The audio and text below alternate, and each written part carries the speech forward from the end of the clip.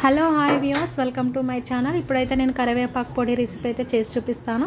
ముందుగా అయితే మనం ఫ్రెష్గా కరివేపాకుని కడుక్కొని ఇలా డ్రై చేసుకొని పెట్టుకోవాలండి. దానికి కావాల్సిన ఐటమ్స్ ఇక్కడ కనిపిస్తున్నాయి కదా. జీలకర్ర అండ్ వెల్లుల్లి, శనగపప్పు, ధనియాలు, మినపప్పు అండ్ పల్లీలు అండ్ ఎండుమిర్చి అండి. మీరు కావాల్సి వస్తే కొంచెం పచ్చిమిర్చి కూడా యాడ్ చేసుకోవచ్చు. అండ్ చింతపండు కూడా కొంచెం 2 రెక్కలు యాడ్ చేసుకోండి. ఇప్పుడైతే నేను ప్యాన్ పెట్టేసి దాంట్లో కొంచెం ఆయిల్ వేసి ఈ దినుసులన్నీ వేసి ఫ్రై చేసుకుంటున్నానండి. చూడండి,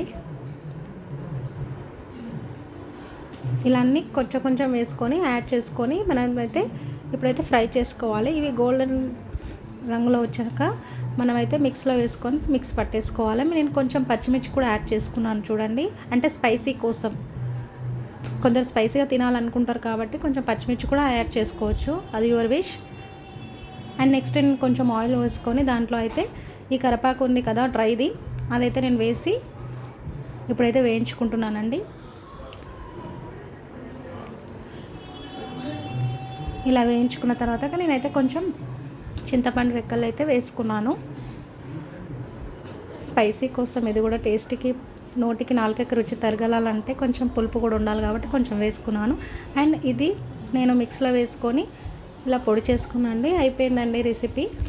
కరివేపాకు ఎంతో రుచికరమైన ఈ రెసిపీ మన ఆరోగ్యానికి అండ్ మన హెల్త్కి, బ్యూటీ టిప్కి చాలా యూస్ఫుల్ అండి.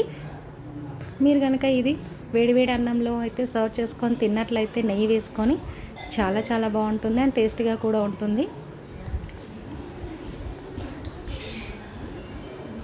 చూడండి, ఇప్పుడు ఈ వీడియో మీకు నచ్చినట్లయితే లైక్, షేర్ అండ్ సబ్స్క్రైబ్ చేసుకోండి. Thank you for watching my video.